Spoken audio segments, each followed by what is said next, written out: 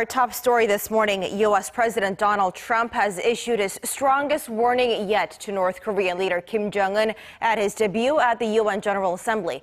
Calling him by the nickname Rocket Man on the global stage, Trump said North Korea's nuclear weapons and ballistic missiles are a threat to the entire world. Our Park Hee-jun starts us off. The 72nd UN General Assembly session opened on Tuesday. Leaders from 193 member states gathered at the UN's New York headquarters to address several ongoing international crises, including the Rohingya crisis, the civil war in Syria, climate change, and of course, North Korea's continual nuclear and missile provocations. The highlight was, as expected, U.S. President Donald Trump's keynote speech at his first appearance at a General Assembly session since his inauguration in January. In a wide-ranging speech where he hit out at Iran and Venezuela, President Trump reserved his sternest words for the leadership in Pyongyang.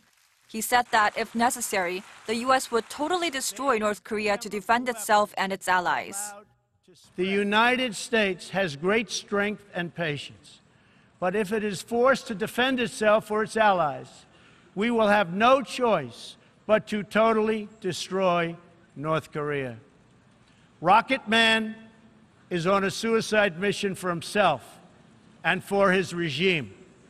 The United States is ready, willing, and able, but hopefully this will not be necessary. He went on to emphasize the importance of UN member nations working together to isolate the Kim Jong-un regime. President Trump also thanked members of the UN Security Council, specifically China and Russia, for their votes in favor of the toughest ever UN resolution on Pyongyang for its most recent nuclear test. Although Pyongyang will have heard President Trump's comments loud and clear, the North Korean diplomats in New York weren't in the room to hear them as the North's UN ambassador left his seat prior to Trump's arrival. Following the speech, South Korea's presidential office issued a statement saying it's evident the new U.S. administration sees the North Korean nuclear issue as highly important. The top office also said Trump's remarks confirmed that the strongest possible sanctions are the only way to denuclearize the rogue regime. President Moon Jae-in, who will deliver his speech on Thursday, is expected to focus on North Korea and call for international cooperation to condemn and rein in Pyongyang's provocations. Park Hee-jun, Arirang News.